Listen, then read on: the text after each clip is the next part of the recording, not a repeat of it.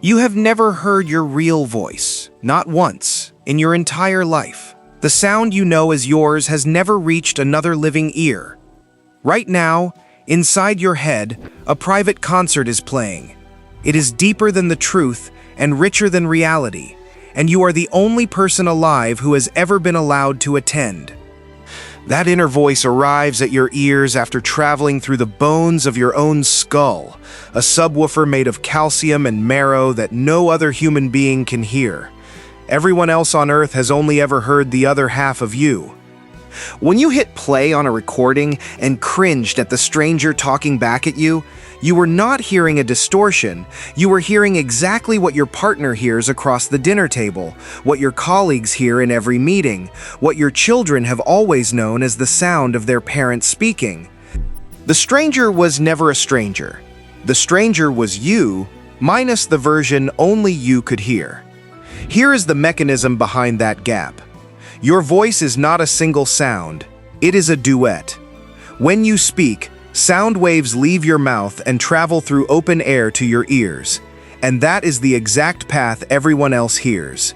But at the same instant, those same vocal cord vibrations travel a second route, straight up through the bones of your jaw, your teeth, and your skull, arriving directly at your inner ear without ever touching open air. Bone carries low frequencies far better than air does. That second pathway boosts the bass in your own voice before you ever hear it, which is why your voice has always sounded deeper and fuller to you than it actually is. You have been listening to a private, bass-boosted mix of yourself for as long as you have been able to speak. A composer named Ludwig van Beethoven discovered this second pathway by accident, decades before anyone understood the physics behind it. As his hearing failed, he clenched a metal rod between his teeth and pressed the other end against his piano. The vibrations traveled through his teeth, up his jawbone, and directly into his inner ear, bypassing his ruined eardrums entirely.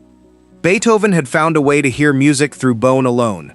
That same principle now sits inside bone conduction headphones resting on your cheekbones, and inside hearing aids surgically implanted into the skull. You have been using this exact pathway every time you have spoken, for your entire life, without ever knowing its name.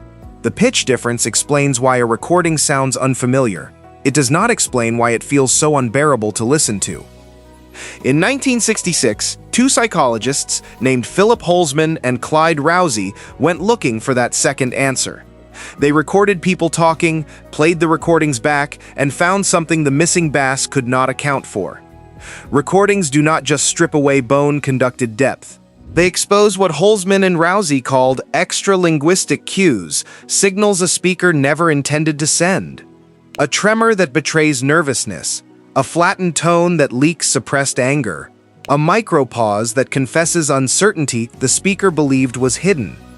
In their own words, the experience is a sudden confrontation with expressive qualities in the voice which the subject had not intended to express, and which, until that moment, he was not aware he had expressed.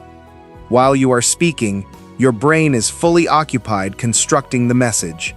It has no attention left over to monitor how the message sounds, which means the recording catches you completely off guard, hearing feelings you never agreed to broadcast. A 2024 study of 176 Arabic-English bilingual speakers confirmed how deep this cuts. Higher social anxiety predicted stronger dislike of one's own recorded voice, and the effect was significantly stronger when people listened to themselves speaking their native language. The voice you learned as a small child is fused to your sense of self in a way a second language never becomes. That should mean your recorded voice is worse. Except a study from 2013 proves the opposite.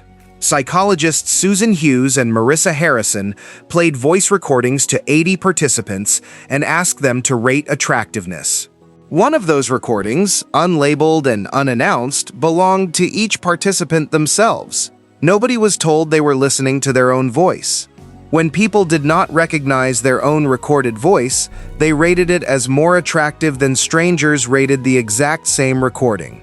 The people who claim to hate their recorded voice are, without realizing it, biased in its favor the moment they lose the context that it belongs to them.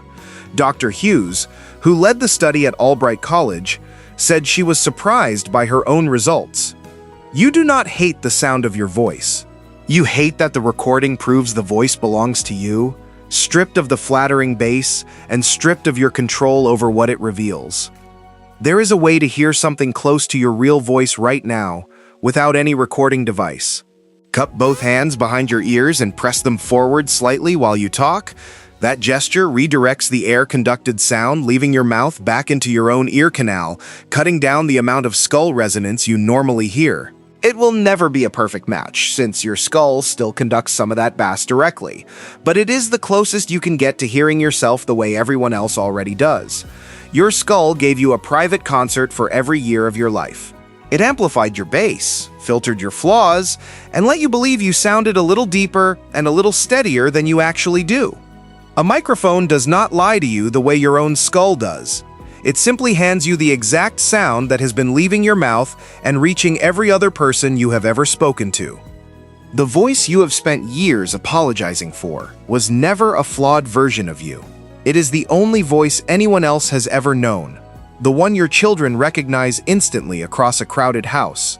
The one your closest friends would pick out in a room full of strangers. You have never heard your real voice. Not once. In your entire life. But now you know exactly why. And you know that everyone who has ever loved the sound of you was never hearing anything wrong at all.